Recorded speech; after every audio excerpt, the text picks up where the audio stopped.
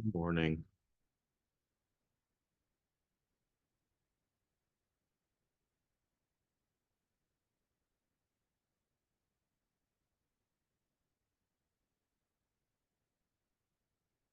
Few moments. Get going.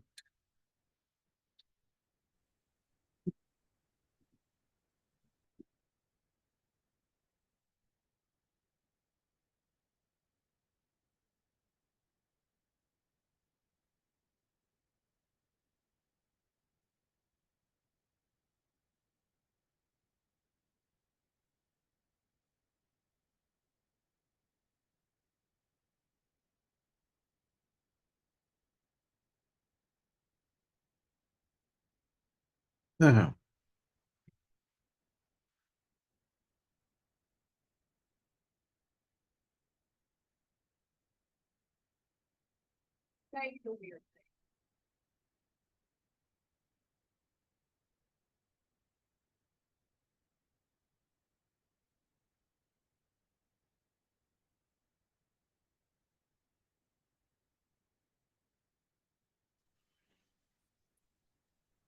Yeah. Get going. Okay. Um, this is a 15-year-old boy who has chest pain, comes in for evaluation. And so my question to you is, what is the rhythm we're looking at, and how might you evaluate it? Why don't we ask Dr. Kalis, our senior most fellow on the call? I guess Dr. Capon is tied here in cardiology, that is. All right, good morning. Hello, hello.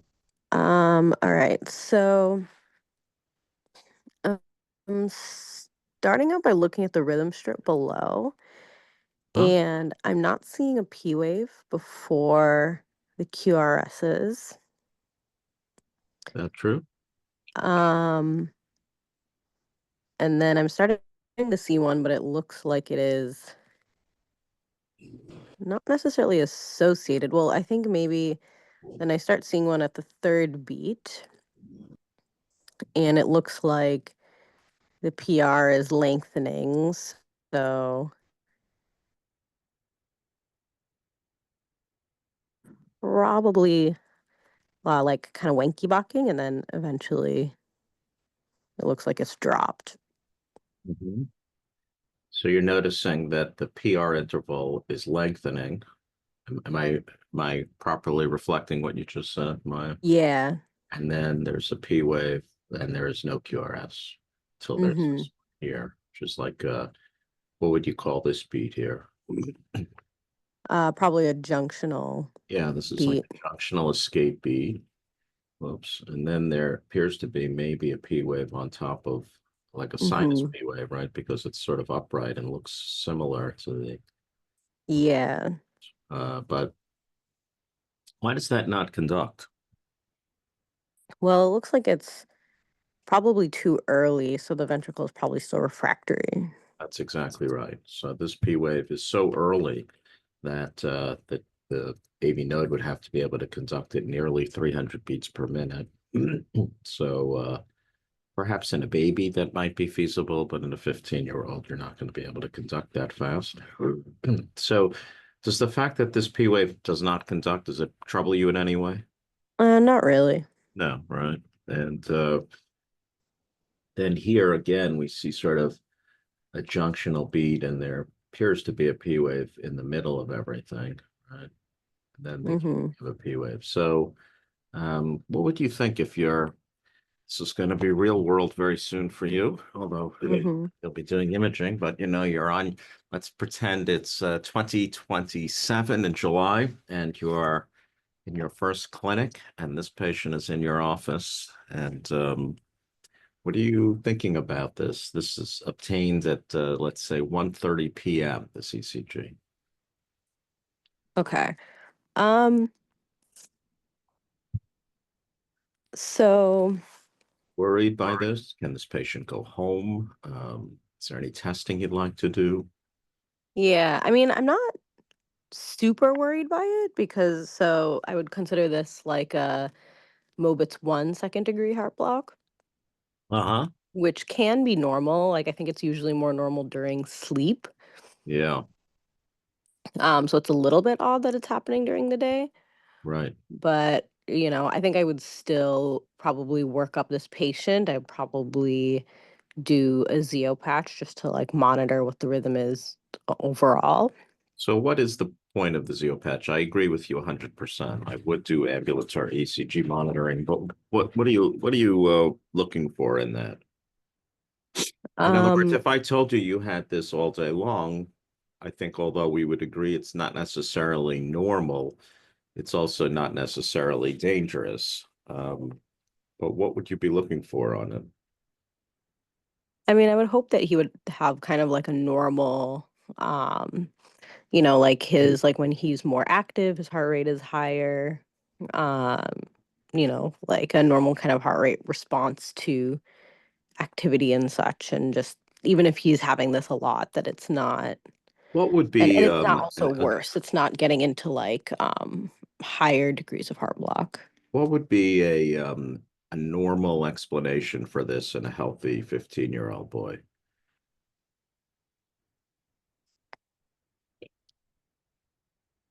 What would be in other words, if the boy said that I am blank or I do something, is there any scenario where I agree with you? It's unusual for someone to be wanky balking or Mobitz I conduction when they're awake at 1:30 in the afternoon in cardiology clinic getting an ECG. Um, any thoughts on something that might make it okay to be that way, or at least would maybe partially explain this type of conduction? Um, If this patient were, say, the captain of their track team at school, would you think hmm. differently about this? I think it would be more normal to have like a lower rate. Could Or be what? did Lower what? like a lower resting heart rate. Right. So you're saying the sinus rate would be affected by aggressive training, which enhances vagal tone, which is why Hmm. people have slow heart rates. Does it do anything else though? You're right. Sinus bradycardia is very typical for someone who's very well trained. It's not uncommon that like the guys who or the women who win the marathon, if you take their heart rate when they're sitting in a chair, it's probably like 32 um, at rest. But anything else happen as a result of being that well trained and that vagal?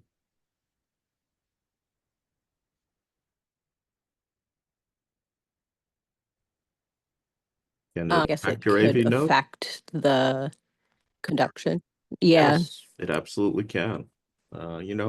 Sometimes, right, when we're asked to look at little non-conductive P waves or little episodes of this in sleep in babies, sometimes it can be related to reflux, which is a vagal response. And in similar fashion, you can have very high vagal tone because you're a very experienced or very well-trained athlete. And so this might actually be a normal finding in someone who is very highly trained.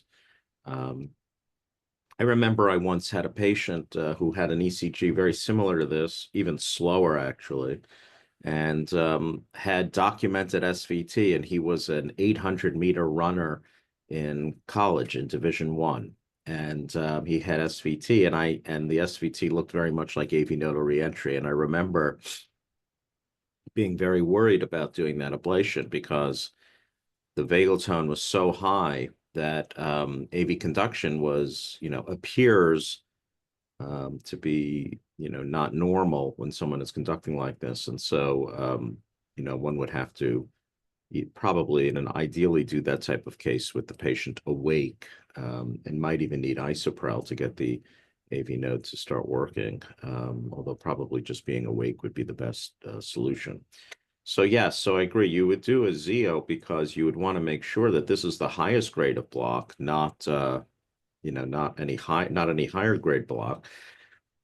Um, And you would also want it, like if you were thinking that this high vagal tone theory is the explanation, that when the patient exercises, you should be able to see one-to-one conduction at very rapid rates as the patient exercises. These marathoners, these women and men who win the marathon, when they're, in mile 26, their heart rate is probably 180 with a normal PR interval. It's just that they're not, excuse me, they're not, they're very vagal when they're at rest. And what else would you do, Maya, in terms of evaluating someone who's doing this in your clinic?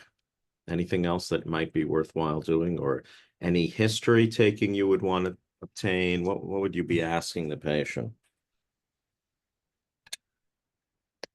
Yeah, I mean, I would probably, ask for, family history of arrhythmias, and then any, Uh, like when he's exercising, he's able to, keep up with everyone. He's not feeling, an huh. abnormal heart rate at any time. Anything else, like any travel history you might be interested in? Oh yeah, so I would want to know about like any exposures or anything, Like like what kind Lyme of disease or exposures? anything. What'd you say? I'm sorry. Like Lyme disease. Yeah, so were they in Lyme, Connecticut, or in an area where Lyme disease is endemic? Were they in certain parts of South America where Chagas disease is more common? Um, Hmm. Anything on the physical exam aside from the heart that you might be wanting to check? Um, I think things like thyroid Yeah, you'd want to can see if there's affect. any thyroid enlargement or nodules and I would normally in these circumstances obtain both a thyroid and a Lyme titer. Hmm. And I might even obtain a CRP looking for inflammation. Because this could also be myocarditis. Very, very rare. I'm not sure I've ever seen somebody who has such a slow heart rate who also, by the way, has myocarditis, but it can happen. So those are sort of the things that one would do, I think. In terms of an echo or not, what do you think? Would you do an echo? Would you not? I probably would. I don't know, just see, in case it is something like myocarditis, or if he's having, periods of further degree heart block, I'd want to just check the function. Yeah, I probably would do that also, even though you could argue not that it's not necessary if everything else in the history and such were negative, and if the Zeo patch was reassuring. But I think that even if I saw this in someone who's extremely athletic, I would be much less concerned than in somebody who's not. Almost always, it seems that this is an ECG in someone who is not especially athletic. Um, and we don't really know why people get this. We think it's because enhanced vagal tone, but if you're not really a very well-trained athlete, then it's not as easily explainable. And the vast majority of the time, we don't actually identify what the cause of this is. And so what I would recommend, what I normally do is I follow these patients because we just don't know what the natural history of this is. And it might be benign, but it may not be. Is this an indication for pacemakers? No. No, one would have to be very symptomatic to even consider doing that in anybody. Just trying to see here. I pulled out. So class 2A does not meet any of those criteria. Class 2B does not really meet these criteria. Um, and class 3 are basically things we don't even do. An asymptomatic type 1 second degree AV block is a class 3 indication, meaning don't do it. So yes, so no pacemaker indication here. Unless, of course, you start seeing higher grade block on your tracing, then you would at least consider it. Okay, good job there, Maya. Thank you. Okay, this is a 1 day old, and this is the patient's rhythm. And I'm asking you, what is this rhythm, and do we need to treat it? So why don't we go to Dr. Capon? Of course, Ivana will not be taking care of 1 day olds who do not have congenital heart surgery, but Sorry. 1 second. That's That's not a 1-day-old, but good morning, everyone. Okay, so looking at the rhythm here, it looks like we have not necessarily a narrow complex. It looks on the wider end, but we have some form of tachycardia. Rate is roughly about 300 or 150 or so. All right, so So I'm it's neither 300 or 150. So what do you think it is? um It's probably like 180, right? 180. Okay. Okay, go for it. Okay, so it looks like there may be some P waves just after the QRSs. You can see these little deflections just there, so likely a retrograde P. You are referring to this little divot Yeah, here? Okay, yeah. okay. Um, and then they look associated with the QRSs. So despite it looking somewhat wide, I think likely a form of SVT. Um, and then just looking at the R to P interval, if that is in fact what that is, it looks rather short. So I believe it looks under 70 milliseconds or so. Uh, So so if you had an SVT with a short RP interval of under 70 milliseconds, what would the differential diagnosis of that be? it would likely be an AVNRT, Right. So I which guess the is not first really question, common in this age group. say that again, I'm sorry. It's not really common in this age group. Actually, AVNRT, in the past, studies were done doing transesophageal studies on many infants with SVT. Uh-huh. It used to be a big thing in pediatric EP, probably preceding the ablation era. And turns out about a third of babies who have SVT have AVNRT. We don't think Right. about it that way, right? We always think about it as being pathway mediated, but actually Yeah. AVNRT is fairly common. But let me ask you It is something. slow. It's slow for an AVNRT. So with the Well, rate, what about ORT? Is that a good rate for ORT in a no, 1 day old? What would the rate normally be if someone were in either AVNRT or ORT at 1 day of age, usually? usually above 250 to 300 at this age. Right, usually be closer to 300. So Yeah. this rate is nearly half of that. Yeah. So I So, wonder if it's some form of flutter. Um, but again, it's not really that 150 heart rate, which would make me think more so along those lines. And I don't see multiple different. right. If this were flutter, you would have to say that this is a very slow atrial flutter. What is the atrial rate normally in newborns who have atrial flutter? Like 450 or so. Yeah, it's really fast. So although it's conceivable that there could be buried P waves in here, I think we would agree that if there were, 400 atrial beats per minute, probably Yeah. we'd see another P wave somewhere, right? Yeah. I guess then to flip to the other side of things, so maybe those aren't in fact P waves that are associated with the QRS. And in fact, it's a widened QRS. So then it would make me think more of ventricular rhythm. Um, so an accelerated type ventricular rhythm could be an option as well.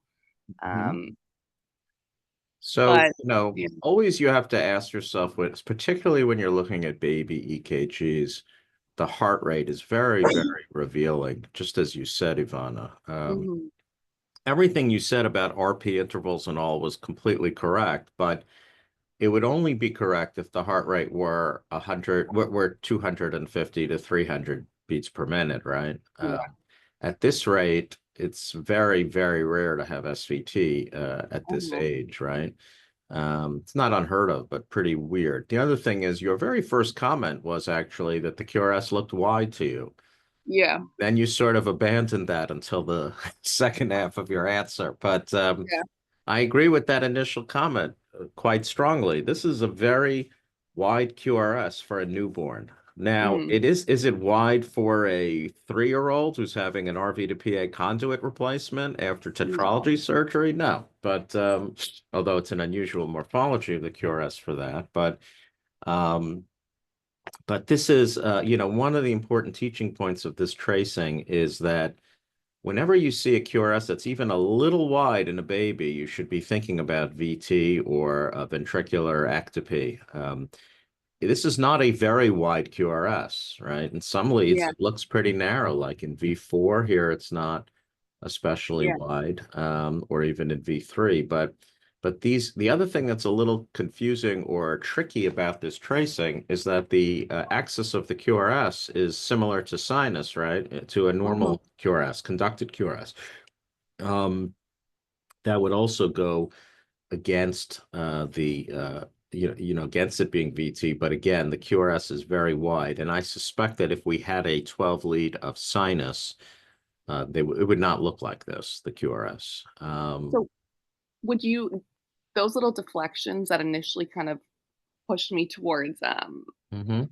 retrograde, do you think those are P waves and the sinus rate is just slightly slower or? Well, if you were in VT and you had a normally functioning AV node, Uh, you could easily have one-to-one retrograde conduction, right? yeah, I guess. Almost everybody is born with VA conduction Yeah. feasibility through their AV node. Obviously, everybody has atrioventricular conduction, but ventriculoatrial conduction is seen in very large number of children. Um, Mhm. Sometimes when we're doing ablations, particularly in younger kids, let's say like from, the younger ages like 8 to 12, very common that you have VA conduction. Even in older patients, it's common to have VA conduction. The older you get, I think the less likely it is that your AV node conducts retrograde, but some people they conduct that way, for a long, long time. Mhm. But certainly in a 1 day old, we would think the AV node is, should be robust. And Yeah. so yeah, this is some kind of ventricular rhythm with one-to-one ventriculoatrial conduction. So you're right, those are, I believe, retrograde P waves that are sitting on the end of the QRS. And the reason the R to P interval is short is because the AV node is robust in its ability to conduct. And the other thing I would say is it's hard to say because this is a crappy tracing that I've given you, and you might be looking at a small screen, but this R to P is actually longer than 70 milliseconds because the QRS is long. Got Um, it. it's probably like 80 milliseconds. Mm. But I do think you're right that these are probably one-to-one relationship to the QRS, and they are following the QRS. Yeah. Okay, so you think you've made the diagnosis of a you can call it VT or an idioventricular rhythm. What do you want to know about the baby? So you're getting this, let's make this an epic chat. You got this on an epic chat from somebody in the NICU. They're asking if you could take a look at this tracing. What do you want to know about this baby, etc. So just their like age, birth history type thing, any prenatal care, any congenital heart disease off the bat. Okay, all of that is negative. And then are they symptomatic or not? And how are their vitals?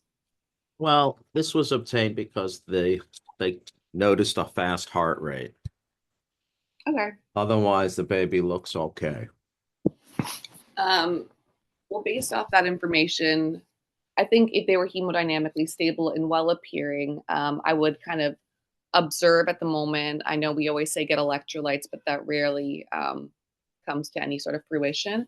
I'd Mhm. probably put them on telemetry and admit them to the NICU for observation if they were in the nursery for that matter, Right. and then observe and see if it would break on its own. I believe sometimes these will break spontaneously, but again, I wouldn't feel comfortable discharging the baby home. And then I would probably get an echocardiogram just in the setting of the ventricular tachycardia to ensure there was no structural heart disease and there was good function. Yeah, certainly the function can be affected by sitting in this type of rhythm.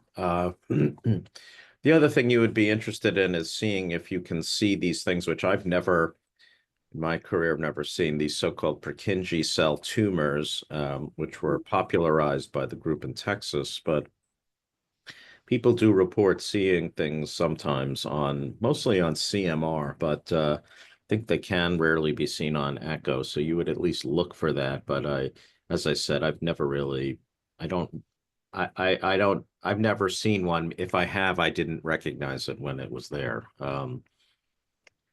which is probably what people who believe in those would say to me. Now, can you tell where it's coming from this tracing? Where the Um, ectopy is from the morphology of the QRS? let me see. This is higher level question. So you're entitled to get this wrong. So I mean, it's a left axis based off the QRS morphology. Mhm. So And what is the morphology? Is it more of a right bundle or a left bundle, would you say? more of a, sorry, I'm just trying to make it a little bit bigger here so I can see. More of a left bundle branch, so maybe more of a right ventricular outflow tract kind of focus in terms of the origination. Okay, so I agree. It is left bundle, and I agree that would point it more to the right ventricle. Mhm. And how do you know outflow tract versus inflow, for example, or I think apex? because it's more positive in AVF. Right. So the inferior leads are all positive, suggesting it's coming towards that area. Um, and usually that means they're coming from the outflow tract region. So yes, that would be more consistent with an RV outflow PVC, which, again, would generally put us in the more benign category, I think, of types of ventricular ectopy. So Mhm. yeah, so now the hope would be that over a day or two or three this would go away, but if it did not, then probably I don't think most cardiologists would feel comfortable sending a patient home with this continuously like this. I think it's perfectly reasonable to watch it in the hospital for a day or two to see if it changes, but I don't think most people would feel comfortable sending somebody home. It's one thing we routinely send people home who are kind of alternating between sinus and this. And particularly if most of it is sinus, but there are like little runs of accelerated ventricular. But I think if we're stuck in accelerated ventricular, we would normally try to get the child out of it because of concerns that it might get faster or eventually result in a cardiomyopathy. So, what would you think, Ivana? What kind of therapies would you be interested in? Patient is stable and is in this rhythm. I'd probably give like amiodarone. Okay, how would you don't want to screw around. You're just going big guns, guns a Go big or blazing. go home. That's okay. How would you give it? Well, I think you could I think my preference, if the kid looked totally stable and this rate was consistent at 170, 180, I'd probably just orally load and then do a maintenance, or you could do an IV load and then convert to maintenance dosing orally after. Yeah, I totally agree with everything you just said. You would definitely want to Uh, as a general rule, we've talked about this many times, you don't really want to give IV amiodarone, particularly to newborns or very young infants, unless you really, really have to. And there are many cases where you really, really have to, right? We have patients who have serious postoperative arrhythmias that are hemodynamically embarrassed by it. In those circumstances, of course, we need to get effect quickly and we bite the bullet. But, again, we need to remember that there could be a fairly high incidence of side effects associated with IV amiodarone in babies, with the most serious being cardiovascular collapse. And certainly, Ivana, you will absolutely see this in your career as an intensivist. It is going to unfortunately happen. And when it happens, it's very dramatic and very unpleasant. So I certainly fully endorse the idea that if you have a very stable patient, you could orally load someone with amiodarone. So how much would you give somebody? This is an accelerated ventricular arrhythmia. You want to load them. So what are you going to recommend to the neonatologist in terms of dosing for oral loading of amiodarone for this accelerated ventricular rhythm? So I'd give probably 10 per kilo per day, divided two doses. So 5 per kilo per dose BID, or you could go up to like 7.5 per kilo per dose BID, and load them with that. And then I would transition within a couple days to 5 per kilo per day, once daily. So Um, I would actually do it somewhat differently. So for ventricular arrhythmias, remember that the loading dose of enteral amiodarone is 20 per kilo per day. And for SVT, we give 10 per kilo per day and then come back down to 5. So I would actually give a lot more. I would give 20 per kilo per day for about a week to 10 days, and then I would drop it down to 10. And if you had control, you could start lowering it just because you think that the natural history, which it is to go away, for this to terminate on its own. But I would always remind you that for ventricular arrhythmias, the loading dose is much higher than for, supraventricular. So we're very commonly, like, the most common thing we use IV amiodarone for, I think, would be junctional ectopic tachycardia or JET. And in those cases, we will give, like a 5 per kilo bolus and then put them on a 10 per kilo per day dosing regimen as we're loading. But in VT, remember, you always want to give 20 per kilo as the load. So it's a big dose. And normally what I do when I'm enterally loading is I'll often divide it into BID dosing, even though pharmacologically it makes no sense, right? Because the half-life of this medicine enterally is very, very long. It could be as long as a month or 2 months, one of the longest half-lives of any agent. But the reason that I divide it is only because it can sometimes cause nausea at large dosing. So I think it's better tolerated if you divide it when you're doing the load, because the dose is so high. So I would normally give like 10 per kilo per dose Q12. And of course, we would get a daily electrocardiogram looking for a QTC prolongation. And now, if the tachycardia were to terminate, then one could be less aggressive with the enteral load. You could say, well, if we have 6 hours in a row of sinus, let's just drop it down to 10 per kilo per day. Or even if you want to be bold and say, I'm going to treat it at the SVT dose, that's fine also. And because the natural history of this is that it usually spontaneously terminates, you don't really need to treat this usually for very long. So you want to reassure parents that when they go to the Dr. Google and see how bad amiodarone is, that it's unlikely that their child's going to be on it for more than 3 to 6 months, because usually what happens is it goes away quickly. At least you hope it does, and then you would, quickly wean it over time. And so wouldn't really have enough of a time exposure to the agent to start incurring the side effects of this medication. Okay. Any questions about that or anything? No, thank you so much. Thank you. All right. Oh, wait, I think there's a question in the chat here from Mo. Can you use flecainide for easier dosing, or is amio the first choice? Very good question, Mo. The answer is you can use anything. That's one of the nice things about being an electrophysiologist, is that almost all the agents are okay for almost everything. So yes, you could use flecainide here. The reason I would personally not use flecainide, and I know most of you are going to know this answer, is simply because it's hard to compound flecainide. Flecainide has to be compounded by a pharmacist, and because flecainide tends to have a narrower therapeutic index than most other agents, and because it has to be given 3 times a day, you're basically having 3 opportunities every day to give the wrong dose.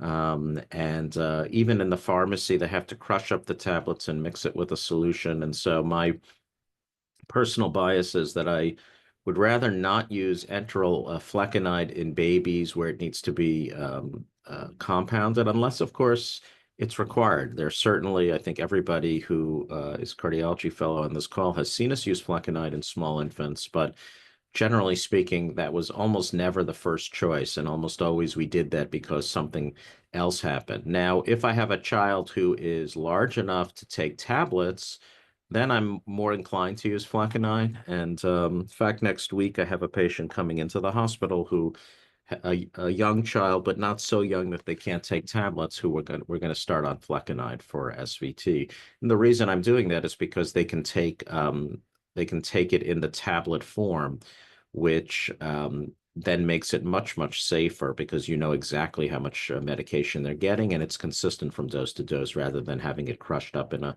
solution where pill fragments can settle to the bottom, and you can have a very heterogeneous bottle. So yeah, so yes, flecainide, perfectly reasonable option, but probably would not be my personal first choice. Although a lot of people, it's a really, really excellent agent. And I think if you were gonna say like, what agent do I think would probably stop this the quickest, it probably would be flecainide actually.